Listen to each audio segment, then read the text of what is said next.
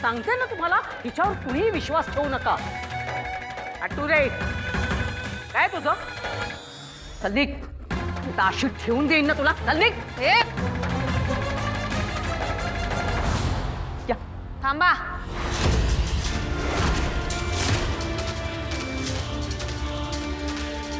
चरण, गप गुमान तुझा गुन्हा कबूल कर. तू प्राजक्ता संग काय केलंस आणि तो व्हिडिओ कसा तयार केला सगळ्यांसमोर सांग.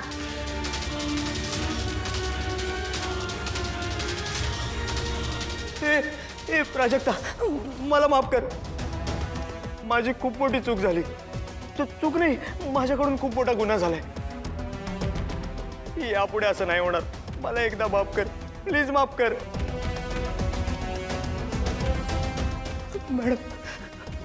मॅडम मला एकदा माफ करा.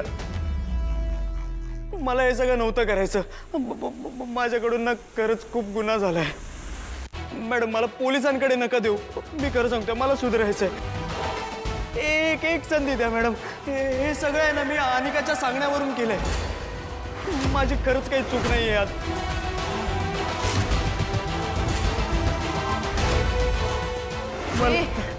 मूर्ख मुलगा, काही काय खोटं बोलतो. हा माझे चिवचिवाट. गप गप खाली बसायचं बस.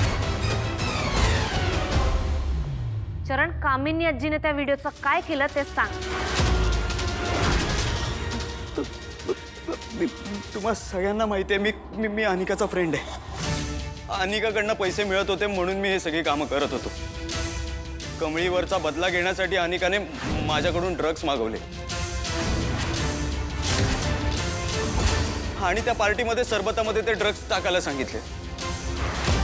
त्यावेळी प्राजक्ताने माझ्या कानाखाली मारली होती आणि त्या अपमानाचा बदला म्हणून मी प्राजक्ताला ते सरबत पाजलं आणि तिच्यावर अतिप्रसंग करण्याचा प्रयत्न केला.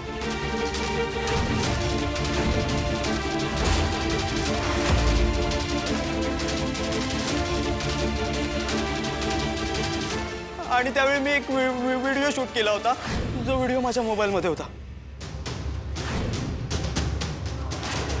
एका कामासाठी कामिनी मॅडम भेटल्या होत्या मला आणि त्यावेळी माझा मोबाईल एक्सचेंज झाला त्यांच्या मोबाईलसोबत. कामिनी मॅडमनी तो व्हिडिओ त्यांच्या मोबाईलमध्ये घेतला आणि नयनतारा मॅडम तुम्हाला पाठवला आणि तुम्हाला ब्लॅकमेल करून ऋषी सर आणि अनिकाचं लग्न लावायला सांगितलं.